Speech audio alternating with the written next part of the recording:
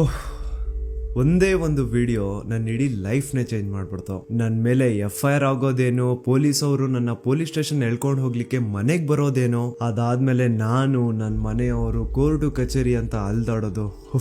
ಯಾವಾಗಿದೆಲ್ಲ ಮುಗಿಯುತ್ತಪ್ಪ, ಇದು ಮುಗ್ದಿದ ತಕ್ಷಣ ಯೂಟ್ಯೂಬ್ ಎಲ್ಲ ಬಿಟ್ಬಿಟ್ಟು ಒಂದಷ್ಟು ದಿನ ನೆಮ್ಮದಿಯಿಂದ ಎಲ್ಲಾದ್ರೂ ಹೋಗ್ಬಿಟ್ಟು ಪ್ರಶಾಂತವಾಗಿರೋಣ ಅನ್ಕೊಂಡಿದ್ದೆ. ಆದ್ರೆ ನನ್ನ ಮನ್ಸಲ್ಲಿ ಕೆಲವೊಂದು ಪ್ರಶ್ನೆಗಳಿದಾವೆ. ಸೌಜನ್ಯಳಿಗೆ ನ್ಯಾಯ ಕೇಳ್ತಾ ಜಸ್ಟ್ ನಾನೊಂದು ವಿಡಿಯೋ ಮಾಡಿದ್ದಕ್ಕೆ ನನ್ನ ಮೇಲೆ ಇಷ್ಟೊಂದೆಲ್ಲ ಆಗಿದೆ ಅಂತಂದ್ರೆ, ಜಸ್ಟ್ ಇಮ್ಯಾಜಿನ್ ಸೌಜನ್ಯ ಕೇಸಲ್ಲಿ ಯಾರೆಲ್ಲ ಸಾಕ್ಷಿ ಆಗ್ಬೋದಿತ್ತೋ ಅವ್ರ ಜೊತೆ ಏನೇನಾಗಿರಲ್ಲ. ನಾನ್ ಎಷ್ಟು ಅನ್ಕೊಳ್ತಿದ್ದೀನಿ, ಸಾಕಿನ್ನ 1-2 ತಿಂಗಳು ಏನು ವಿಡಿಯೋ ಮಾಡೋದ್ ಬೇಡ, ಸೈಲೆಂಟ್ ಆಗಿ ಇದ್ಬಿಡುವ ಅಂತ. ಆದ್ರೆ ನನ್ನ ಕೈಲಿಂದ ಆಗ್ತಿಲ್ಲ. ಯಾವುದೋ ಒಂದು ಸರ್ವಶಕ್ತಿ ನನ್ನ ಮನ್ಸೊಳಗಡೆ ಈ ಪ್ರಶ್ನೆನ ಹಾಕಿ ಇದ್ರ ಬಗ್ಗೆ ಮಾತಾಡುವಂತಿದೆ. ಮೊದ್ಲೇ ಹೇಳ್ಬಿಡ್ತೀನಿ, ಈ ವಿಡಿಯೋ ಯಾವುದೇ ಜಾತಿ, ಧರ್ಮ, ದೇವಸ್ಥಾನಕ್ಕೆ ಸಂಬಂಧಪಟ್ಟಿಲ್ಲ. ಈ ವಿಡಿಯೋದಲ್ಲಿ ನಾನು ಕೇವಲ ಸೌಜನ್ಯ ಕೇಸ್ ಬಗ್ಗೆ ಮಾತಾಡ್ತಿದ್ದೇನೆ. ಸೌಜನ್ಯ ಕೇಸಲ್ಲಿ ಯಾವುದೆಲ್ಲ ಯಾರೆಲ್ಲ ಸಾಕ್ಷಿ ಆಗ್ಬೋದಿತ್ತೋ ಅದೆಲ್ಲ ಹೇಗ್ ನಾಶ ಆಯ್ತು ಅನ್ನೋದನ್ನ ತಿಳಿಸ್ಕೊಡ್ತೇನೆ.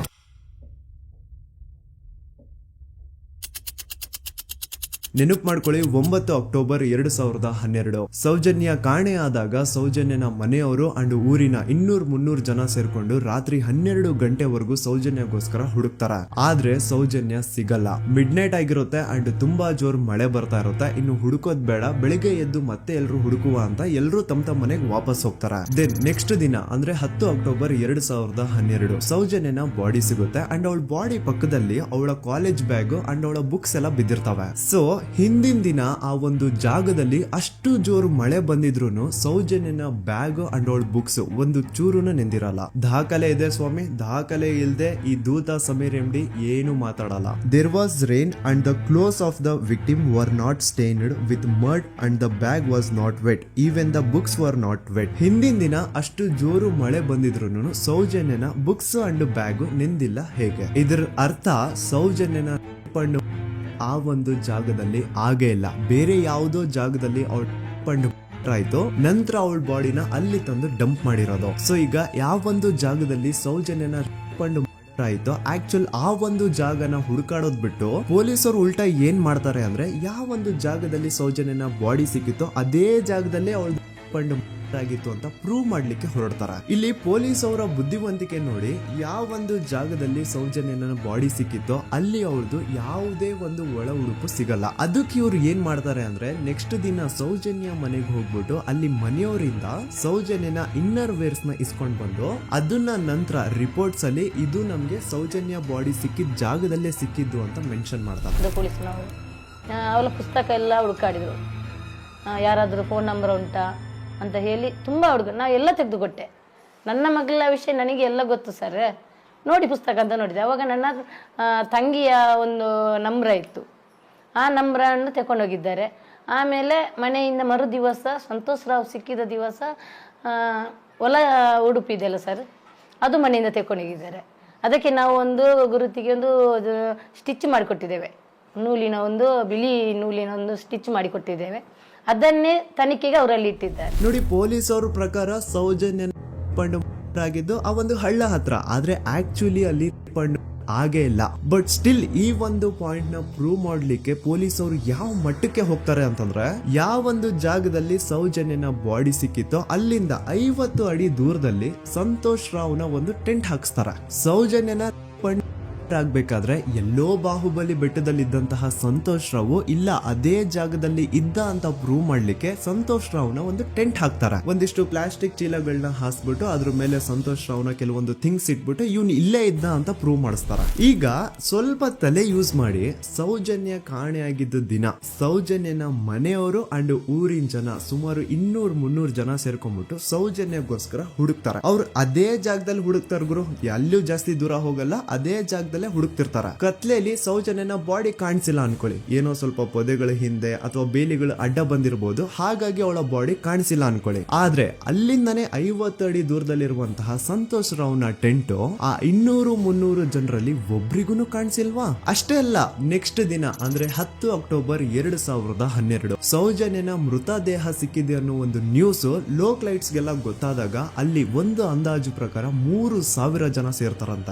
ಆಗ್ಲೂ ಸಹ ಆ 3,000 ಜನರಲ್ಲಿ ಒಬ್ರಿಗೂ ಸಹ ಆ ಸಂತೋಷ್ ರಾವ್ನ ಟೆಂಟ್ ಕಾಣಿಸೇ ಇಲ್ಲ. ಜಾಸ್ತಿ ದೂರ ಇಲ್ಲ ಗುರು, ಎಲ್ಲಿ ಬಾಡಿ ಸಿಕ್ಕಿರುತ್ತೋ ಅಲ್ಲಿಂದ 50 ಅಡಿ ದೂರ ಅಷ್ಟೇ. ಆದ್ರೂ ಆ ಟೆಂಟ್ ಯಾರಿಗೂ ಕಾಣಿಸೇ ಇಲ್ಲ. ಹೇಗೆ? ಯಾಕಂತಂದ್ರೆ ಆ ಟೆಂಟ್ ಅಲ್ಲಿ ಇರ್ಲೇ ಇಲ್ಲ. ಇದ್ರೆ ತಾನೇ ಕಾಣಿಸೋದಕ್ಕೆ. ಪಾಪ ಸಂತೋಷ್ ರಾವ್ನ ಈ ಕೇಸಲ್ಲಿ ಹೆಂಗಾದ್ರೂ ಮಾಡಿ ಫಿಟ್ ಮಾಡ್ಲೇಬೇಕು ಅಂತ ಪೊಲೀಸ್ ಅವ್ರು ಫಿಕ್ಸ್ ಆಗ್ಬಿಟ್ಟಿದ್ರು. ಇನ್ನೊಂದು ಲಾಜಿಕಲ್ ಪಾಯಿಂಟ್ ಹೇಳ್ತೀನಿ ನಿಮ್ಗೆ. ಈ ಒಂದು ಸ್ಟೇಟ್ಮೆಂಟ್ ನ ನೋಡಿ. ಈ ಸ್ಟೇಟ್ಮೆಂಟ್ ಬೇರೆ ಯಾರು ಕೊಟ್ಟಿದ್ದಲ್ಲ ಗುರು. 5 ಜನ ಕಿಡಿಗೇಡಿಗಳು ಸಂತೋಷ್ ರಾವ್ನ ಬಾಹುಬಲಿ ಬೆಟ್ಟದಿಂದ ಕರ್ಕೊಂಡ್ ಬಂದು ಪೊಲೀಸ್ ಅವ್ರ ಕೈಗೆ ಒಪ್ಸಿದ್ರು. ಆ ಕಿಡಿಗೇಡಿಗಳಲ್ಲೇ ಒಬ್ಬ ಕೊಟ್ಟಂತಹ ಸ್ಟೇಟ್ಮೆಂಟ್ ಇದು. ಇದ್ರಲ್ಲಿ ಇವನ್ ಹೇಳ್ತಿದ್ದಾನೆ ಸಂತೋಷ್ ರಾವ್ ಕೈಯಲ್ಲಿ ಒಂದು ಚೀಲ ಇತ್ತು ಅಂತ. ಈಗ ಸಂತೋಷ್ ರಾವ್ನ ಅರೆಸ್ಟ್ ಮಾಡಾದ್ಮೇಲೆ ಅವನ ಕೈಯಲ್ಲಿ ಇದ್ದಂತಹ ಚೀಲ ಕೂಡ ಪೊಲೀಸ್ ಅವರು ತಮ್ಮ ಕಸ್ಟಡಿಗೆ ತಗೊಂಡಿರ್ತಾರ ತಾನೆ. ಹಾಗಿದ್ರೆ ಸಂತೋಷ್ ರಾವ್ನ ಚೀಲ ಅಂಡ್ ಅದ್ರಲ್ಲಿ ಇದ್ದಂತಹ ಅವನ ವಸ್ತುಗಳು ಪೊಲೀಸ್ ಕಸ್ಟಡಿಲೇ ಇರ್ಬೇಕೆ ಹೊರತು ಅದ್ಯಾವುದೋ ಕಾಡಲ್ಲಿ ಆ ಟೆಂಟ್ ಒಳಗಡೆ ಅಲ್ಲ. ಅಂಡ್ ಇನ್ನೊಂದು ಮೇನ್ ಇಂಪಾರ್ಟೆಂಟ್ ಆಗಿ ಸಂತೋಷ್ ರಾವ್ನ ಪೊಲೀಸ್ ಅವರು ಕಸ್ಟಡಿಗೆ ತಗೊಂಡಿದ್ದು 11 ಅಕ್ಟೋಬರ್ 2012. ಆದ್ರೆ ಅಫಿಷಿಯಲ್ ಆಗಿ ಪೇಪರ್ಸ್ ಮೇಲೆ ತೋರಿಸಿರೋದು 13 ಅಕ್ಟೋಬರ್ 2012. ಹಾಗಿದ್ರೆ ಆ 2 ದಿನ ಸಂತೋಷ್ ರಾವ್ನ ಪೊಲೀಸ್ ಸ್ಟೇಷನ್ ಅಲ್ಲಿ ಇಟ್ಕೊಂಡು ಪೊಲೀಸ್ ಅವರು ಏನ್ ಮಾಡ್ತಿದ್ರು? ಇದು ಇಲ್ಲಿಗಲ್ ಡಿಟೆನ್ಷನ್ ತಾನೆ. ಈಗಷ್ಟೇ ನಾನು ಡಾಕ್ಟರ್ ಆದಮ್ ಅವ್ರು ಕೊಟ್ಟಂತಹ ಪೋಸ್ಟ್ ಮಾರ್ಟಮ್ ರಿಪೋರ್ಟ್ ನೋಡಿದೆ. ಅಂಡ್ ಇದ್ರಲ್ಲಿ ಏನಿದೆ ಗೊತ್ತಾ? ಸೌಜನ್ಯ ಸತ್ತಾದ್ಮೇಲೆ ಅಲ್ಲ, ಅವಳು ಬದುಕಿರ್ಬೇಕಾದ್ರೇನೆ, ಅವಳು ಮಾಡ್ತಾ ಇರ್ಬೇಕಾದ್ರೇನೆ ಆ ದುಷ್ಕರ್ಮಿಗಳು ಅವಳ ಯೋನಿ ಒಳಗಡೆ 6 ಇಂಚು ಮಣ್ಣು ತುಂಬಿರೋದು. ಅಂಡ್ ರೀಸೆಂಟ್ ಆಗಿ ಬರ್ತಾ ಇರುವಂತಹ ಇನ್ನೊಂದು ಬಿಗ್ಗೆಸ್ಟ್ ಅಲಿಗೇಷನ್ ಏನು ಅಂತಂದ್ರೆ ಸಂತೋಷ್ ರಾವ್ ಬ್ರೇನ್ ಮ್ಯಾಪಿಂಗ್ ಗೆ ಒಪ್ಕೊಂಡಿಲ್ಲ ಅಂತ. ಅಂತವ್ರು ಪ್ಲೀಸ್ ಈ ಒಂದು ಡಾಕ್ಯುಮೆಂಟ್ ನ ಕಂಡ್ಬಿಟ್ ನೋಡಿ. ಇಲ್ಲಿ ಸಂತೋಷ್ ರಾವೇ ಹೇಳ್ತಿದ್ದಾನೆ, ಅಪರಾಧಿ ಎಂದು ಸಾಬೀತು ಮಾಡಲು ಅಗತ್ಯವಿರುವ ಯಾವುದೇ ವೈಜ್ಞಾನಿಕ ಪರೀಕ್ಷೆಗೆ ಒಳಪಡಲು ಸ್ವಯಂ ಇಚ್ಛೆ ವ್ಯಕ್ತಪಡಿಸಿರುತ್ತೇನೆ. ಕೆಳಗಡೆ ಸಂತೋಷ್ ರಾವ್ನ ಸಿಗ್ನೇಚರ್ ಇದೆ ಅಂಡ್ ಈ ಕಡೆ ಕೋರ್ಟ್ ನ ಸೀಲ್ ಕೂಡ ಇದೆ. ಅಂಡ್ ಇನ್ನೊಂದು ವಿಷಯ, ನನ್ನ ವಿಡಿಯೋದಲ್ಲಿ ನಾನು ಹೇಳಿದ್ದೀನಿ ಸಂತೋಷ್ ರಾವ್ಗೆ ಫಿಮೋಸಿಸ್ ಅನ್ನೋ ಒಂದು ಕಾಯಿಲೆ ಇತ್ತು ಅಂತ. ಅಂಡ್ ಅಲ್ಲಿ ಇನ್ನೊಂದು ಪಾಯಿಂಟ್ ಕೂಡ ಹೇಳಿದ್ದೀನಿ, ಇನ್ ಕೇಸ್ ಅವನ್ ಏನಾದ್ರು ಮಾಡಿದ್ರೆ ನರಕ ಅನುಭವಿಸ್ತಾನೆ ಅಂತ. Note that point. In case ನಾ ಸಂತೋಷ್ ರಾವ್ ಮಾಡ್ಲಿಕ್ಕೆ ನಾಲಾಯಕ್ ಅಂತಾನು ಹೇಳಿಲ್ಲ, ಲಾಯಕ್ ಅಂತಾನು ಹೇಳಿಲ್ಲ. ಇನ್ ಕೇಸ್ ಮಾಡಿದ್ರೆ ನರ್ಕ ಅನುಭವಿಸ್ತಾನೆ ಅಂತ ಹೇಳಿದ್ದು. ನೋಡಿ, ಹೇಳ್ತಾ ಹೋದ್ರೆ ಬೇಜಾನ್ ಇದೆ. ಆಸ್ ಎ ಯೂಟ್ಯೂಬರ್ ಆ ಕೇಸ್ ಫೈಲ್ಸ್ ನ ನೋಡ್ತಾ ಇದ್ರೆ ನನ್ಗೆನೆ ಬೇಜಾನ್ ಡೌಟ್ಸ್ ಬರ್ತಾ ಇದೆ ಪೊಲೀಸ್ ಅವರ ಇನ್ವೆಸ್ಟಿಗೇಷನ್ ಮೇಲೆ. ಸೊ ಅದನ್ನೆಲ್ಲ ಗಮನದಲ್ಲಿ ಇಟ್ಕೊಂಡು ನಾನ್ ಹೇಳೋದಿಷ್ಟೇ, ಈ ಒಂದು ಕೇಸ್ ಅಲ್ಲಿ ಯಾವ ಆಂಗಲ್ ಇಂದನೂ ಪೊಲೀಸ್ ಅವ್ರ ಕಡೆಯಿಂದ ಫೇರ್ ಇನ್ವೆಸ್ಟಿಗೇಷನ್ ಆಗಿಲ್ಲ. And I clear my point. ಈಗ ಈ ಒಂದು ಸೌಜನ್ಯ ಕೇಸ್ ಅಲ್ಲಿ ಯಾರೆಲ್ಲ ಸಾಕ್ಷಿ ಆಗ್ಬೋದಿತ್ತು, ಅವ್ರ ಜೊತೆ ಏನಾಯ್ತು ಅಂತ ಹೇಳ್ತೇನೆ. ಮೊದಲನೇದಾಗಿ ರವಿ ಪೂಜಾರಿ. ಇವನ್ ಬಗ್ಗೆ ನಾನು ಫಸ್ಟ್ ವಿಡಿಯೋದಲ್ಲೇ ಹೇಳಿದೀನಿ. ಆ 5 ಜನ ಕಿಡಿಗೇಡಿಗಳು ಯಾರು ಸಂತೋಷ್ ರಾವ್ನ ಪೊಲೀಸ್ ಅವರಿಗೆ ಅರೆಸ್ಟ್ ಮಾಡಿಕೊಟ್ರು ಅದ್ರಲ್ಲಿ ಇವನು ಒಬ್ಬ. ಸೊ ಈ ಸೌಜನ್ಯನ ಕೇಸ್ ಯಾವಾಗ CBI ಗೆ ಟ್ರಾನ್ಸ್ಫರ್ ಆಗುತ್ತೆ ಅಂತ ಗೊತ್ತಾಗುತ್ತೋ ಈ ರವಿ ಪೂಜಾರಿ ಉರ್ಲಾಕೊಂಡು ಸತ್ ಹೋಗ್ತಾನೆ. ರವಿ ಪೂಜಾರಿ ಹಾಕೊಂಡು ಸತ್ ಹೋದ ಅಂತಾರೆ, ಆದ್ರೆ ಅವ್ನು ಹಾಕೊಂಡೇ ಸತ್ ಹೋದ ಅಂತ ಯಾರು ಐ ವಿಟ್ನೆಸ್ ಇಲ್ಲ. ಹಾಗಾಗಿ ಇವನ ಒಂದು ಸಾವು ಒಂದು ನಿಗೂಢ ಸಾವಾಗಿ ಉಳ್ಕೊಂಡ್ಬಿಡ್ತು. ಇನ್ನೊಬ್ಳು ಬಂದು ವಾರಿಜಾ ಅಂತ. ಸೌಜನ್ಯನ ಮಾಡಿ ಆ ಕಿಡಿಗೇಡಿಗಳು ಅವಳನ್ನ ಒಂದು ಫಾರ್ಮ್ ಹೌಸ್ ಗೆ ಕರ್ಕೊಂಡು ಹೋಗಿರ್ತಾರೆ. ಅಂಡ್ ಆ ಫಾರ್ಮ್ ಹೌಸ್ ಅಲ್ಲಿ ವಾರಿಜಾ ಅನ್ನೋಳು ಕೆಲಸ ಮಾಡ್ತಾ ಇರ್ತಾಳೆ. ಸೊ ಈ ವಾರಿಜಾ ಸೌಜನ್ಯ ಆ ಕಿಡಿಗೇಡಿಗಳ ಜೊತೆ ಇರೋದನ್ನ ನೋಡಿರ್ತಾಳೆ, ಆದ್ರೆ ಅವಳಿಗೆ ಗೊತ್ತಿಲ್ಲ ಅವ್ರು ಅವಳನ್ನ ಕರ್ಕೊಂಡು ಬಂದಿದ್ದಾರೆ ಅಂತ. ನಂತರ 1-2 ದಿನ ಆದ್ಮೇಲೆ ಯಾವಾಗ ಸೌಜನ್ಯ ಬಗ್ಗೆ ನ್ಯೂಸ್ ಅಲ್ಲೆಲ್ಲ ಬರ್ತಾ ಇತ್ತೋ ಅದನ್ನ ನೋಡಿ ಆಗ ಇವಳಿಗೆ ರಿಯಲೈಸ್ ಆಗುತ್ತೆ, ಓ ಇವಳೇ ಅಲ್ವಾ ಆ ಹುಡುಗಿ ಅವತ್ ನಮ್ ದಣಿ ಕರ್ಕೊಂಡ್ ಬಂದಿದ್ದು ಅಂತ. ಈಗ ವಾರಿಜಾ ತನಗ್ ಗೊತ್ತೋ ಗೊತ್ತಿಲ್ದೇನೋ ಸೌಜನ್ಯ ಕೇಸಲ್ಲಿ ಒಂದು ಮೇಜರ್ ಸಾಕ್ಷಿ ಆಗ್ಬಿಡಿದ್ಲು. ಸೊ ಯಾವಾಗ ಈ ಕೇಸ್ ನ CID ಟೀಮ್ ಅವರು ಇನ್ವೆಸ್ಟಿಗೇಷನ್ ಮಾಡೋದಕ್ಕೆ ಸ್ಟಾರ್ಟ್ ಮಾಡ್ತಾರೋ ಆಗ ವಾರಿಜಾನ ಮೃತದೇಹ ಅದೇ ಒಂದು ಫಾರ್ಮ್ ಹೌಸ್ ನ ಬಾವಿಯಲ್ಲಿ ಸಿಗುತ್ತೆ. ಬಾವಿಲಿ ಇವಳೇ ಸ್ವತಃ ಜಿಗ್ದು ತನ್ನ ಪ್ರಾಣ ಬಿಟ್ಲು ಅಂತ ಹೇಳ್ತಾರೆ. ಆದ್ರೆ ಅವಳೇ ಬಾವಿಗೆ ಬಿದ್ದು ಅವಳು ಪ್ರಾಣ ಬಿಟ್ಲು ಅಥವಾ ಅವಳಿಗೆ ಯಾರಾದ್ರೂ ಬಾವಿಲಿ ಬೀಳ್ಸಿ ಸಾಯಿಸಿದ್ರು ಗೊತ್ತಿಲ್ಲ. ಅಂಡ್ ಇನ್ನೊಂದು ವಿಷಯ, ಯಾವ ಒಂದು ಬಾವಿ ಒಳಗಡೆ ವಾರಿಜಾನ ಬಾಡಿ ಸಿಕ್ಕಿತ್ತೋ ಆ ಬಾವಿನ ದಣಿಗಳು ಒಂದ್ ಸ್ವಲ್ಪ ದಿನ ಆದ್ಮೇಲೆ ಕಂಪ್ಲೀಟ್ ಮುಚ್ಚಾಕ್ಬಿಡ್ತಾರ. ಯಾಕೆ? ಇನ್ನೊಬ್ಬ ಬಂದು ಗೋಪಾಲ್ ಕೃಷ್ಣ. ಇವನು ಅಗೇನ್ 5 ಜನ ಕಿಡಿಗೇಡಿಗಳು ಸಂತೋಷ್ ರಾವ್ನ ಪೊಲೀಸ್ ಅವ್ರಿಗೆ ಹಿಡಿದು ಕೊಟ್ರು ಅದ್ರಲ್ಲಿ ಒಬ್ಬ. ಅಂಡ್ ಸೌಜನ್ಯ ಕೇಸ್ ನ ಮೇನ್ ಪ್ರೈಮರಿ ಸಾಕ್ಷಿ ಇವನು ಕೂಡ ಸತ್ ಹೋಗಿದ್ದಾನೆ. ಅಂಡ್ ಇವನು ಸ್ಲೋ ಪಾಯ್ಸನ್ ಇಂದ ಸತ್ ಹೋದ ಅಂತ ಹೇಳಲಾಗುತ್ತೆ. ದೆನ್ ಇನ್ನೊಬ್ಬ ಬಂದು ಪ್ರಶಾಂತ್ ಅಂತ. ಸೌಜನ್ಯನ ಮಾಡಿ ಆ ಕಿಡಿಗೇಡಿಗಳು ಅವಳನ್ನ ಯಾವ ಜಾಗಕ್ಕೆ ಕರ್ಕೊಂಡು ಹೋಗಿದ್ರೋ ಇವನು ಆ ಜಾಗದಲ್ಲಿ ಕೆಲಸ ಮಾಡೋನು. ಇವನು ಪಾಪ ಸೌಜನ್ಯನ ಆ ಕಿಡಿಗೇಡಿಗಳಿಂದ ಬಿಡಿಸೋದಕ್ಕೆ ಟ್ರೈ ಮಾಡ್ತಾನೆ, ಆದ್ರೆ ಅದು ಸಾಧ್ಯ ಆಗಲ್ಲ. ನಂತರ ಕೆಲವೇ ದಿನಗಳಲ್ಲಿ ಇವಂದು ಕೊಲೆ ಆಗುತ್ತಾ. ಯಾರೆಲ್ಲ ಯಾವುದೆಲ್ಲ ಈ ಕೇಸಲ್ಲಿ ಸಾಕ್ಷಿ ಆಗ್ಬೋದಿತ್ತೋ ಅದೆಲ್ಲ ನಾಶ ಆಗುತ್ತಾ. ಸೊ ಇದೆಲ್ಲ ನಿಜವಾಗ್ಲೂ ಕೋಇನ್ಸಿಡೆನ್ಸ್ ಅಥವಾ ಎಲ್ಲಾನು ಸ್ಕೆಚ್ ಹಾಕಿ ಮಾಡಿರೋದ. ಇನ್ನೊಬ್ಬ ಬಂದು ದಿನೇಶ್ ಅಂತ. ಇವನು ಕೂಡ ಸೌಜನ್ಯ ಕೇಸಲ್ಲಿ ಒಬ್ಬ ಸಾಕ್ಷಿನೇ. ಸೌಜನ್ಯನ ಯಾರೋ ಕಿಡಿಗೇಡಿಗಳು ಕಿಡ್ನಾಪ್ ಮಾಡ್ಕೊಂಡು ಹೋಗ್ತಾ ಇರ್ಬೇಕಾದ್ರೆ ದಿನೇಶ್ ಅದನ್ನ ಕಣ್ಣಾರೆ ಕಂಡಿರ್ತಾನೆ. ಇವ್ನು ಹೋಗ್ಬಿಟ್ಟು ಪೊಲೀಸ್ ಅವ್ರಿಗೆ ಹೇಳ್ತಾನೆ ಕೂಡ, ಆದ್ರೆ ಪೊಲೀಸ್ ಅವರು ಯಾರು ಇವನ್ ಮಾತನ್ನ ತಲೆಗೆ ಹಾಕೊಳ್ಳಲ್ಲ. ಅದಾದ್ಮೇಲೆ ಒಂದು ದಿನ ಸಡನ್ಲಿ ಇವನು ರೋಡ್ ಆಕ್ಸಿಡೆಂಟ್ ಅಲ್ಲಿ ಸಾಯ್ತಾನೆ. ಡೇ ಟೈಮ್ ಅಲ್ಲೇ ತುಂಬಾ ಫಾಸ್ಟ್ ಆಗಿ ಒಂದು ಬುಲೆರೋ ಕಾರ್ ಬಂದ್ಬಿಟ್ಟು ಇವನಿಗೆ ಹಿಟ್ ಮಾಡುತ್ತೆ ಅಂಡ್ ಅದರಿಂದ ಇವನು ಸತ್ ಹೋಗ್ತಾನೆ. ಆ ಬುಲೆರೋ ಕಾರ್ ಯಾರ್ದು, ಅದನ್ನ ಓಡಿಸ್ತಿದ್ದಂತಹ ಡ್ರೈವರ್ ಯಾರು ಅಂಡ್ ಅವನು ಯಾರಿಗೆ ಸಂಬಂಧಪಟ್ಟವನು, ಒಮ್ಮೆ ನೀವೇ ರಿಸರ್ಚ್ ಮಾಡಿ ನೋಡ್ಕೊಳ್ಳಿ. ಇನ್ನೊಬ್ಬ ಬಂದು ಹರೀಶ್ ಮಡಿವಾಳ್. ಇವನು ಪೊಲೀಸ್ ಅವ್ರಿಗೆ ಒಂದು ಸ್ಟೇಟ್ಮೆಂಟ್ ನ ಕೊಟ್ಟಿರ್ತಾನೆ. 9 ಅಕ್ಟೋಬರ್ 2012 ಸೌಜನ್ಯ ಕಾಲೇಜಿಂದ ಬಸ್ ಅಲ್ಲಿ ಬಂದು ನೇತ್ರಾವತಿ ಬಸ್ ಸ್ಟಾಪ್ ಅಲ್ಲಿ ಇಳ್ಕೊಂಡು ನಂತರ ತನ್ನ ಮನೆ ಕಡೆಗೆ ನಡ್ಕೊಂಡು ಹೋಗ್ತಾ ಇರ್ಬೇಕಾದ್ರೆ ಸೌಜನ್ಯನ ಹಿಂದೆ ಯಾರೋ ಒಬ್ಬ ಅಪರಿಚಿತ ಗಂಡು ಅವಳನ್ನ ಫಾಲೋ ಮಾಡ್ಕೊಂಡು ಹೋಗ್ತಿದ್ದ ಅಂತ ಇವನ್ ಸ್ಟೇಟ್ಮೆಂಟ್ ಕೊಡ್ತಾನೆ. ಅಂಡ್ ನೀವೇನ್ ಸ್ಕ್ರೀನ್ ಮೇಲೆ ನೋಡ್ತಾ ಇದ್ರು ಇದೇ ಆ ಸ್ಟೇಟ್ಮೆಂಟ್ ನ ಕಾಪಿ. ಇದ್ರಲ್ಲಿ ಎಲ್ಲಿನೂ ಹರೀಶೇ ಈ ಒಂದು ಸ್ಟೇಟ್ಮೆಂಟ್ ಕೊಟ್ಟಿದ್ದಾನೆ ಅಂತ ಅವನ ಸಿಗ್ನೇಚರ್ ಆಗ್ಲಿ ಸೈನ್ ಆಗ್ಲಿ ಏನೂ ಇಲ್ಲ. ಈ ಸ್ಟೇಟ್ಮೆಂಟ್ ನ ತಗೊಂಡಿರುವಂತಹ ಪೊಲೀಸ್ ಅವ್ರ ಸಿಗ್ನೇಚರ್ ಇದೆ, ಆದ್ರೆ ಹರೀಶ್ ನ ಸೈನ್ ಮಾತ್ರ ಎಲ್ಲೂ ಇಲ್ಲ.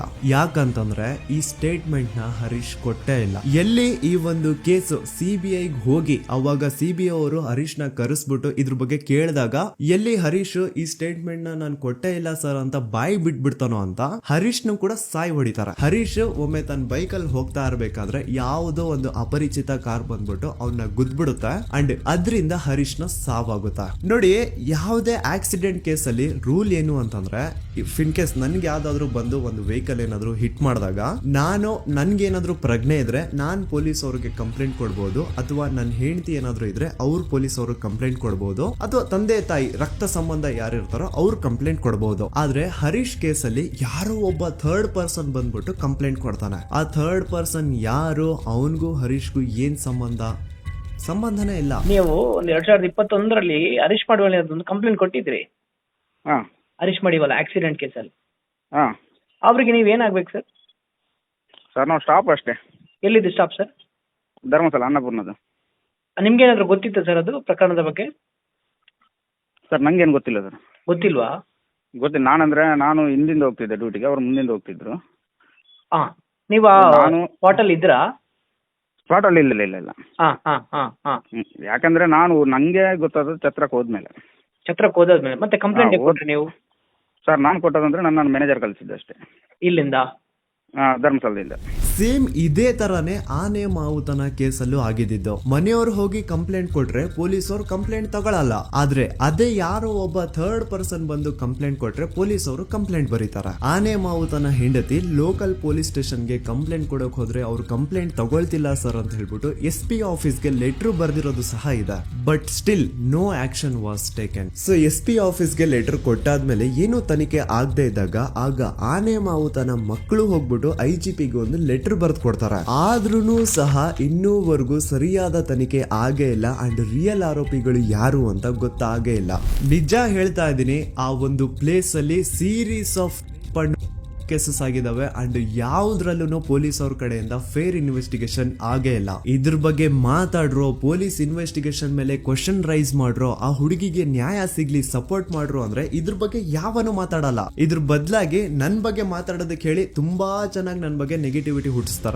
ಜಾತಿ ಧರ್ಮ ತರೋದು, ಇವ್ನ್ ಯಾವ್ದಾವ್ದು ಆಪ್ಸ್ ನ ಪ್ರಮೋಟ್ ಮಾಡ್ತಿದ್ದ, ಇವನ್ ಮಾತು ಯಾಕೆ ನಂಬ್ತೀರಾ ಅಂತ ನನ್ ಬಗ್ಗೆನೇ ನೆಗೆಟಿವಿಟಿ ಹುಟ್ಟಿಸೋದು. ಇವನು ಆ ಆಪ್ ಪ್ರಮೋಟ್ ಮಾಡ್ತಿದ್ದ, ಇವನು ಈ ಆಪ್ ಪ್ರಮೋಟ್ ಮಾಡ್ತಿದ್ದ, ಇವನ್ ಮಾತುಗಳನ್ನ ಯಾಕೆ ನಂಬ್ತೀರಾ, ಇವನು ಮುಸ್ಲಿಂ ಇದಾನೆ, ಇವನು ಮುಲ್ಲಾ ಇದಾನೆ, ಅದು ಇದು ಅಂತ ಮಾತಾಡೋದು. ಹೌದು ಗುರು, ನಾನ್ ಪ್ರಮೋಷನ್ಸ್ ನ ಮಾಡಿದೀನಿ. ನಾನು ಆ ಆಪ್ದು ಮಾಡಿದೀನಿ, ಈ ಆಪ್ದು ಮಾಡಿದೀನಿ, ಎಲ್ಲಾ ತರ ಆಪ್ದು ನಾನು ಪ್ರಮೋಷನ್ಸ್ ಮಾಡಿದೀನಿ. ಈಗ ಹಿಂದೆ ನಾನು ಮಾಡಿರುವಂತಹ ಪ್ರಮೋಷನ್ಸ್ಗೂ ಈ ಕೇಸ್ಗೂ ಏನ್ ಸಂಬಂಧ?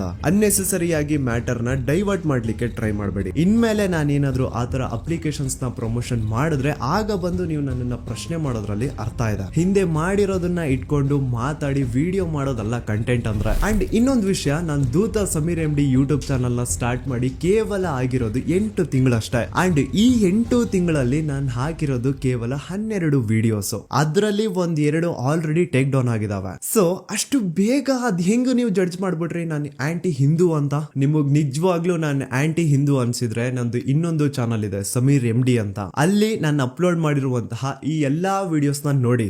ಜಾಸ್ತಿ ಜಸ್ಟಿಫೈ ಮಾಡ್ಲಿಕ್ಕೆ ಹೋಗಲ್ಲ ಗುರು, ನನ್ನ ಹಳೆ ಸಬ್ಸ್ಕ್ರೈಬರ್ಸ್ಗೆ ಗೊತ್ತು ನನ್ನ ಕ್ಯಾರೆಕ್ಟರ್ ಏನು ಅಂತ. ಅಂಡ್ ಇನ್ನು ಇವನ್ ವಿಡಿಯೋ 18 ಮಿಲಿಯನ್ ಪ್ಲಸ್ ವ್ಯೂಸ್ ನ ಪಡ್ಕೊಂಡಿದೆ. ಇವನ್ಗೆ ಇಷ್ಟ ಲಕ್ಷ ದುಡ್ಡು ಬಂದಿರುತ್ತೆ, ಅಷ್ಟ್ ಲಕ್ಷ ದುಡ್ಡು ಬಂದಿರುತ್ತೆ ಅನ್ನೋರ್ಗೆ ಈ ಒಂದು ಇಮೇಲ್ ನ ಒಮ್ಮೆ ನೋಡಿ. ನನ್ ವಿಡಿಯೋ ವೈರಲ್ ಆಗ್ತಿದ್ದಂಗೆ ಆ ವಿಡಿಯೋ ಡಿಮಾನಿಟೈಸ್ ಆಗೋಯ್ತು. ಇಲ್ಲಿ ಅತ್ಯಾಚಾರಿ ಬೆಂಬಲಿಗರ ಥಿಂಕಿಂಗ್ ನೋಡಿ. ಆ ವಿಡಿಯೋ ಇಂದ ನನ್ಗೆ ಎಷ್ಟು ರೆವೆನ್ಯೂ ಬಂತು ಅನ್ನೋದನ್ನ ಥಿಂಕ್ ಮಾಡ್ತಿದಾರೆ. ಆ ವಿಡಿಯೋ ಇಂದ ನಾನು ಎಷ್ಟು ಸಫರ್ ಆಗಿರ್ಬೋದು ಅನ್ನೋದನ್ನ ಥಿಂಕ್ ಮಾಡಿದ್ರ ನೋಡಿ. ನಾನೊಂದು ವಿಡಿಯೋ ಮಾಡಿದ್ದಕ್ಕೆ ಜನ ಜಾಗೃತರಾದ್ರು. ನನ್ಗೆ ನನ್ ಬಗ್ಗೆ ನಿಮ್ ಬಗ್ಗೆ ತುಂಬಾ ಹೆಮ್ಮೆ ಇದೆ. ನೀವೆಲ್ಲ ಜಾತಿ ಧರ್ಮ ಅನ್ನೋದು ಮುಖ್ಯ ಅಲ್ಲ, ನ್ಯಾಯ ಮುಖ್ಯ ಅಂತ ಬೆಂಬಲಿಸಿದ್ರೆ. ಸೌಜನ್ಯನ ತಾಯಿ ಅಂಡ್ ಕುಟುಂಬದವರು 13 ವರ್ಷದಿಂದ ಧೈರ್ಯವಾಗಿ ನ್ಯಾಯಕ್ಕಾಗಿ ಬೇಡ್ತಾವ್ರೆ. 13 ವರ್ಷದಿಂದ ಮಹೇಶ್ ಶೆಟ್ಟಿ ಸರ್ ಒಂದು ಹೆಣ್ಣು ಮಗುವಿನ ನ್ಯಾಯಕ್ಕೆ ಎಲ್ಲಾ ತರದ ಅವಮಾನ ಸಹಿಸಿಕೊಂಡು ಬೆಟ್ಟದಂತೆ ನಿಂತು ಎಲ್ಲೂ ಕಾಂಪ್ರಮೈಸ್ ಆಗದೆ ಹೋರಾಟ ಮಾಡ್ತಾವ್ರೆ. ಈಗ ಈ ನಿಮ್ಮ ದೂತ ಸಮೀರ್ MD ಇಂದ ಕರ್ನಾಟಕಾದ್ಯಂತ ಅನೇಕ ಕನ್ನಡ ಪರ ಸಂಘಟನೆಗಳು, ಎಲ್ಲಾ ವಿಚಾರ, ಎಲ್ಲಾ ಪಂಥದ ಪ್ರಗತಿಪರ ವೇದಿಕೆಗಳು ಸೌಜನ್ಯ ನ್ಯಾಯಕ್ಕಾಗಿ ಒಂದಾಗಿವೆ. ಅಂಡ್ ಈ ಹೋರಾಟ ಕೇವಲ ಸೌಜನ್ಯಳಿಗೆ ಮಾತ್ರ ಸೀಮಿತ ಆಗಿಲ್ಲ. ನಮ್ ದೇಶದಲ್ಲಿ ದಿನಕ್ಕೆ ಆನ್ ಅನ್ ಆವರೇಜ್ 86 ಪ್ರಕರಣಗಳು ದಾಖಲೆ ಆಗ್ತವೆ. ಇದು ದಾಖಲೆ ಆಗಿರುವಂತಹ ಪ್ರಕರಣಗಳ ಸಂಖ್ಯೆ. ಅದ್ ಎಷ್ಟೋ ಕೇಸಸ್ ಪೊಲೀಸ್ ವರ್ಗ್ ಬರೋದೇ ಇಲ್ಲ. ಸೊ ಇದಕ್ಕೆಲ್ಲ ಒಂದು ಫುಲ್ ಸ್ಟಾಪ್ ಅನ್ನೋದು ಇಡಬೇಕು. ಈಗಿನ ಕಾಲದಲ್ಲಿ ಹುಡುಗಿರು ಸಮಾಜದಲ್ಲಿ ಬಿಡಿ, ಸೋಷಿಯಲ್ ಮೀಡಿಯಾದಲ್ಲಿನೂ ಸಹ ಸೇಫ್ ಇಲ್ಲ. ಹುಡುಗಿ ತನಗಿಷ್ಟ ಆಗಿರುವಂತಹ ತುಂಬಾ ನೀಟ್ ಅಂಡ್ ಕ್ಲೀನ್ ಇರುವಂತಹ ಒಂದು ಫೋಟೋನ ಸೋಷಿಯಲ್ ಮೀಡಿಯಾದಲ್ಲಿ ಶೇರ್ ಮಾಡಿದ್ರೆ ಸಾಕು, ಕಮೆಂಟ್ ಸೆಕ್ಷನ್ ಅಲ್ಲಿ ಅದೆಷ್ಟೋ ಜನ ಜೊಲ್ ಸುರಿಸ್ಕೊಂಡು ಅವಳನ್ನ ಮಾಡ್ತಿರ್ತಾರೆ. ಸೊ ಇದಕ್ಕೆಲ್ಲ ನಮ್ ಸರ್ಕಾರ ಒಂದು ಫುಲ್ ಸ್ಟಾಪ್ ಅನ್ನೋದು ಇಡ್ಲೇಬೇಕು. ಇದ್ರ ಬಗ್ಗೆ ನಿಮ್ ಒಪಿನಿಯನ್ ಏನು ಅಂತ ಕಮೆಂಟ್ ಸೆಕ್ಷನ್ ಅಲ್ಲಿ ತಿಳಿಸಿ. So as A content creator ನನ್ಗೆ ಸೌಜನ್ಯ ಕೇಸ್ ಬಗ್ಗೆ ಒಂದು ವಿಡಿಯೋ ಮಾಡ್ಬೇಕಿತ್ತು, ಮಾಡ್ದೆ. ಅದರಿಂದ ಸೌಜನ್ಯ ಪರ ಹೋರಾಟ ಏನ್ ನಡೀತಾ ಇತ್ತೋ ಅದಕ್ಕೊಂದು ಕಿಚ್ಚು ಸಿಕ್ಕಿದೆ. ಇನ್ ಮುಂದೆ ಅದನ್ನ ಹಾಗೆ ಕಂಟಿನ್ಯೂ ಮಾಡ್ಕೊಂಡು ಹೋಗೋದು ನಿಮ್ಗಳ ಜವಾಬ್ದಾರಿ. ಸೊ ಇಷ್ಟು ಹೇಳ್ತಾ ನಾನು ನಿಮ್ಮ ದೂತ ಸಮೀರ್ MD ಮತ್ತೆ ಸಿಗ್ತೀನಿ ನೆಕ್ಸ್ಟ್ ವಿಡಿಯೋದಲ್ಲಿ.